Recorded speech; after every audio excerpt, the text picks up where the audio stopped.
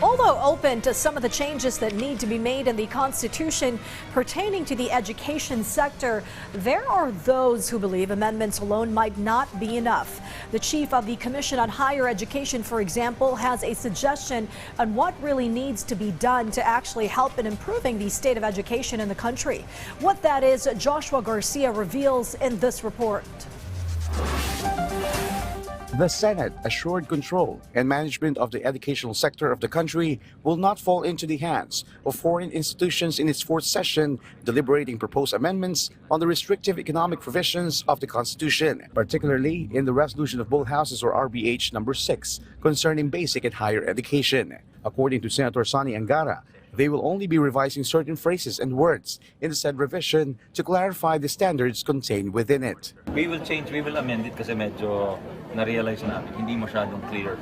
Parang ang interpretation is baka pwedeng galawin rin yung basic education. Hindi naman yun ang intention. Talaga is higher education, tertiary education, technical and vocational education. Angara added, it is important to streamline policies as well to ensure the country fully benefits from the entry of foreign universities and colleges. Dapat maganda rin yung polisiya natin. Hindi sapat na sa ligang batas lang ang babaguhin mo. Hindi porket binago mo, papasok ang dayuhan, gaganda na yung estado ng ating ekonomiya. Hindi ganoon. Kailangan maayos yung polisiya, maayos yung pumasok na mga colleges at universities, hindi lang kung sino-sino. The invited stakeholders and resource persons agreed the proposed revision will be beneficial in the end.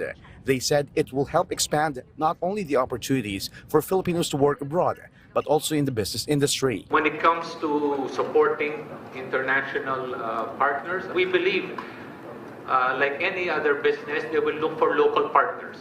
From then, there will be technology or educational transfer, which in turn will flow down to our students and eventually businesses.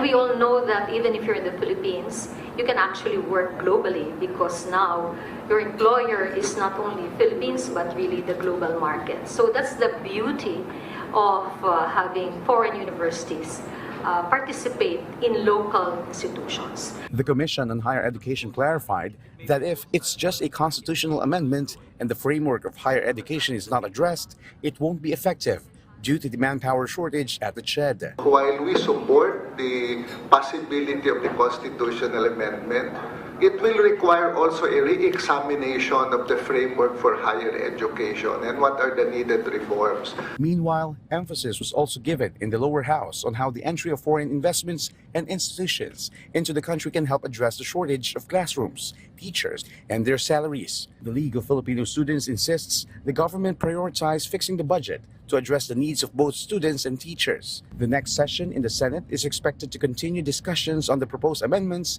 to the economic provisions of the Constitution. Joshua Garcia for the National TV for a new and better Republic.